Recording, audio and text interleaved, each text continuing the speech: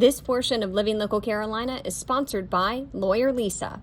Joining us today is attorney Lisa Hostetler Brown to break down an important legal topic that could affect you. Thanks for being here. Hi, I'm Lisa Hostetler Brown, and this is Legally Speaking with Lawyer Lisa. And today we're going to talk to you a little bit about some of the powers of attorney that you might need. Now, if you've gotten these in the past, listen up, because things may have changed since you got them done a while ago. So the first thing I want to talk to you about are the financial powers of attorney, and then we'll talk about healthcare power of attorney and advance directives.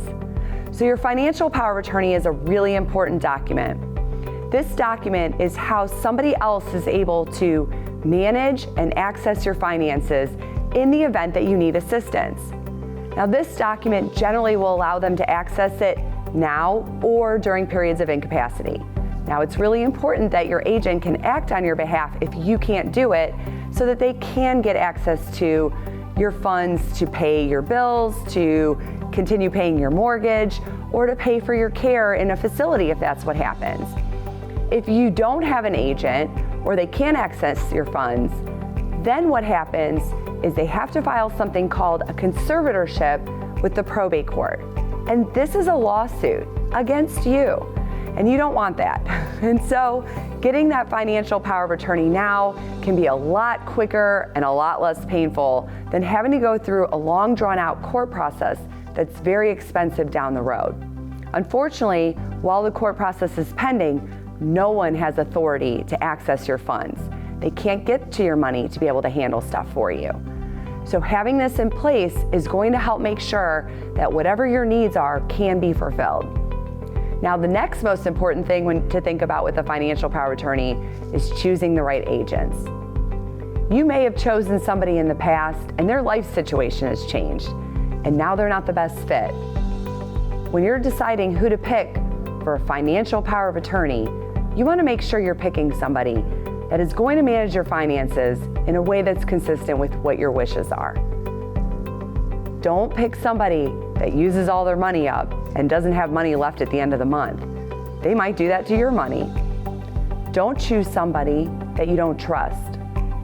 Now, the person you pick doesn't have to be a CPA. They don't have to be a lawyer, but you should pick somebody that is going to be able to follow the rules of the game, that they're going to act as a fiduciary, which means in your best interest whenever they're using your money.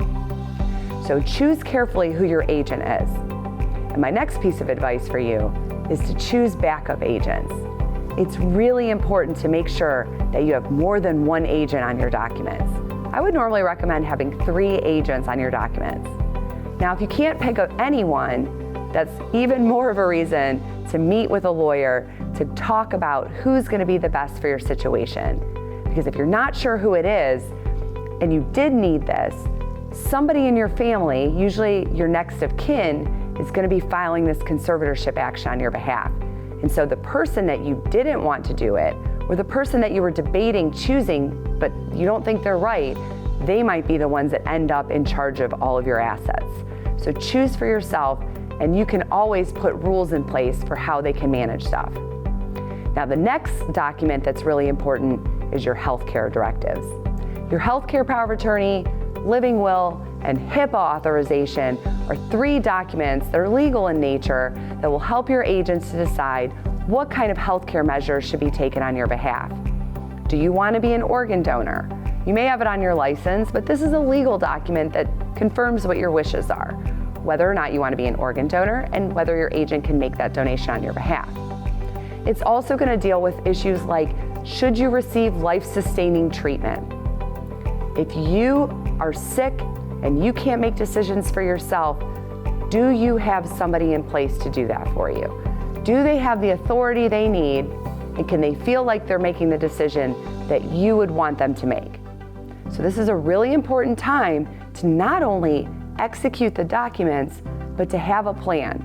Have a conversation with the people that you've chosen. Now, if you've moved here from out of state, or it's been a long time since you've done your documents, and I'd say probably anything over 10 years needs to be revisited. Make sure you have the right documents for your current situation. This is something that should be evolving with you as time goes on. So have the right documents in place. And for some people, they may know that they don't want extraordinary measures to be taken. They wouldn't want tube feeding if they couldn't communicate, they weren't able to eat or drink on their own. I know this isn't something we like to think about, but it's a really important choice for you to make so that somebody else isn't having to figure it out on your behalf. So pay attention to that and get those documents in place.